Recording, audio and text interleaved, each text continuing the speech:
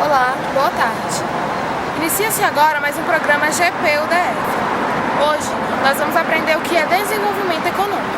Você sabe qual é a diferença entre desenvolvimento e crescimento econômico? Desenvolvimento econômico é um processo de mudanças sociais e econômicas que ocorrem em uma determinada região ou país e contribuem para a melhoria do bem-estar da população.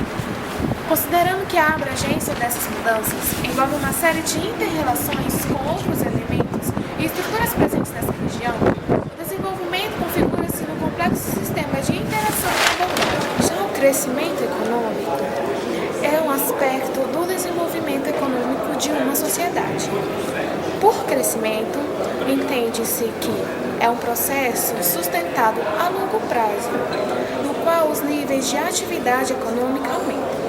Segundo uma publicação do Instituto de Pesquisa Econômica Aplicada, IPEA, estratégia bem-sucedida de desenvolvimento econômico requer, além de um ambiente macroeconômico favorável e inserção externa sustentável, a longo prazo, o desenvolvimento de estruturas produtivas dotadas da mais sólida competitividade, de maior densidade de integração aos mercados globais e de maior amplitude de emprego e equilíbrio territorial. E como se faz para mensurar o desenvolvimento econômico de uma região ou país? Para isso, são utilizados os indicadores de desenvolvimento, que são instrumentos essenciais para guiar e subsidiar o acompanhamento e a avaliação de um progresso voltado para o futuro, transformando informação em políticas públicas sérias de promoção do desenvolvimento. Assim, como principais indicadores socioeconômicos temos Produto Interno Bruto, PIB, Produto Nacional Bruto, PNB, a renda per capita e o Índice de Desenvolvimento Humano, IDH, entre outros. Agora, como estamos na capital do Brasil, vamos aprender um pouco sobre desenvolvimento econômico no Distrito Federal na entrevista da repórter Alessandra Costa. Obrigada, Thaís. Boa tarde. Começa a entrevista agora com o senhor Apolinário Rebelo, subsecretário de Desenvolvimento Econômico do Distrito Federal. A primeira pergunta é: quais são as estratégias comumente utilizadas pelo GDF para alavancar o desenvolvimento econômico? São 3 estratégias que nós temos. A primeira delas é construir a infraestrutura para o desenvolvimento. Essa infraestrutura ela se dá por meio da construção de um gasoduto, uma cidade aeroportuária, conexões ferroviárias, o anel rodoviário. Então seria a infraestrutura. Uma segunda parte é você ter a área para receber as empresas, que nós chamamos polos de desenvolvimento. Como tem o polo JK, nós teríamos que ter outros polos para receber novas indústrias, sobretudo na área farmacêutica, na área de mecânica e material elétrico, na área de imóveis, um polo de entretenimento, a área de logística. Então isso seria a segunda parte, que é a construção, digamos assim, desses polos para receber essas empresas. E o terceiro elemento que nós utilizamos são as políticas de incentivos, que nós chamamos políticas de incentivo, que são os incentivos econômicos, que é a concessão de até 90% do valor do terreno para que essas empresas se implantem. E o segundo está ligado à área fiscal e tributária, que é o financiamento do ICMS, mais as linhas de crédito por meio do Fundo Constitucional do Centro-Oeste. Certo. Então, Apolinário, como se encontra a distribuição de renda no Distrito Federal?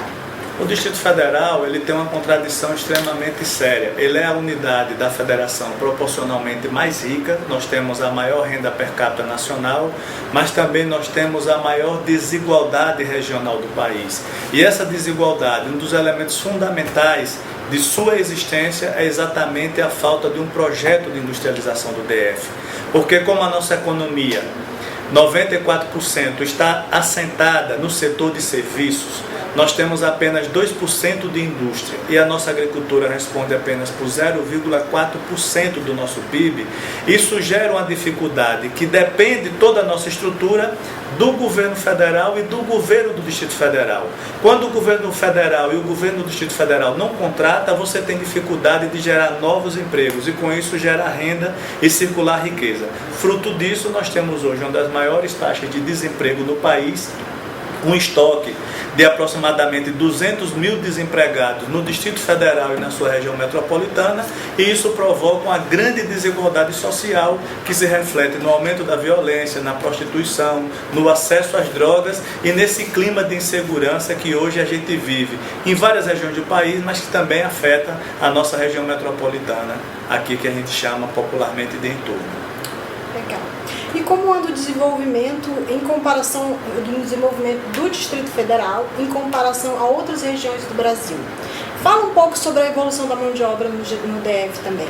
Olha, rapidamente, o desenvolvimento do Distrito Federal, ele é diferenciado, porque o DF, como fica no centro do país, ele é um ponto estratégico para que qualquer empresa possa se implantar. Nós temos aqui a excelente logística, nós temos aqui todos os órgãos do governo federal centrado num único território e acesso por meio de ferrovias, de rodovias e de aerovias a todo o mercado nacional, ou seja, nós estamos no centro do país e isso são fatores que ajudam Brasília a fazer essa atração de negócio. Agora, em termos de desenvolvimento, as nossas políticas elas estão um pouco atrasadas ainda em relação a outros estados do país. Por quê?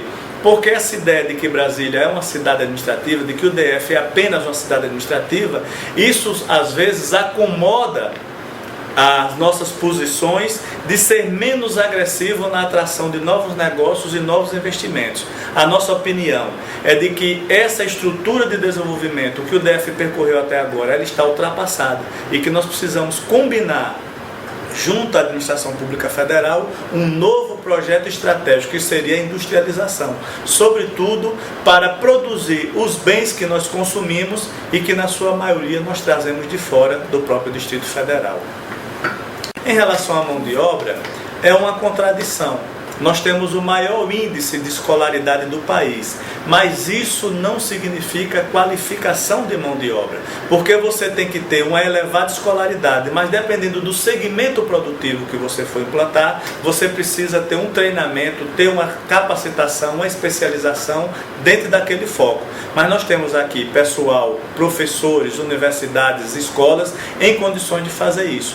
E a empresa que vem para o Distrito Federal, o FCO inclusive ajuda na capacitação da mão de obra para que essa empresa entre em operação imediatamente. Então há realmente uma evolução na mão de obra, né, do Distrito Federal. O DF está trabalhando para isso. A evolução na mão de obra, você pode colocar em dois momentos.